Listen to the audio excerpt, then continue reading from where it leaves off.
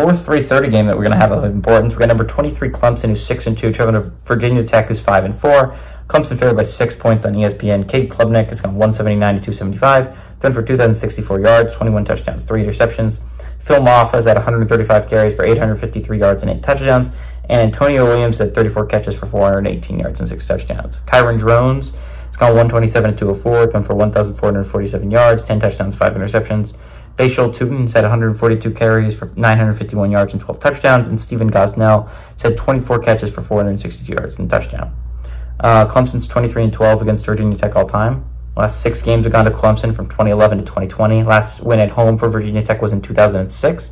And Dabo Sweeney 6-0 against the Hokies. He was, they were 11-0 against against Louisville heading into it. And Louisville beat him for the first time.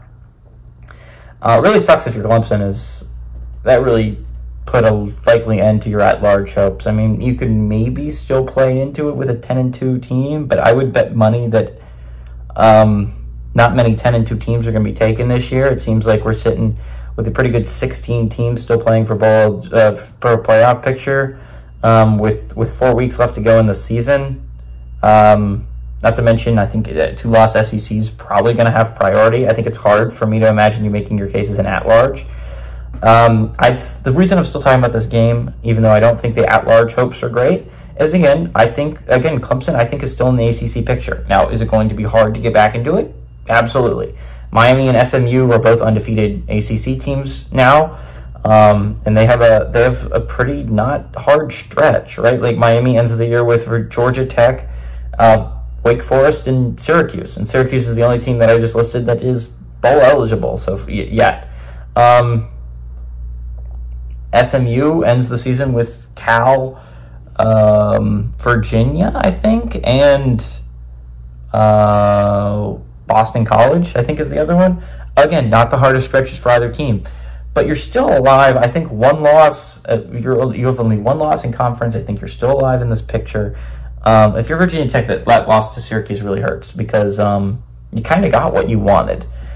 You got Louisville upset Clemson, SMU beat Pitt, which again, one of them was guaranteed to lose. But if you'd won that game, you would be in a 3-way tie for 3rd with Clemson, and you would have a chance to play your way. You just needed Miami or SMU to screw up down the stretch. Likely, you would want SMU to screw up because Miami would have the tiebreaker over you. But again, loss to Syracuse really hurts. The fact that you almost had them with a backup QB, you could have easily beat Syracuse on the road. Really stings if you're a Virginia Tech fan. Also, Clemson lost last week, and you know my thought on good teams when they lose. I don't pick against them the next week. Good football teams do not lose 2 games in a row.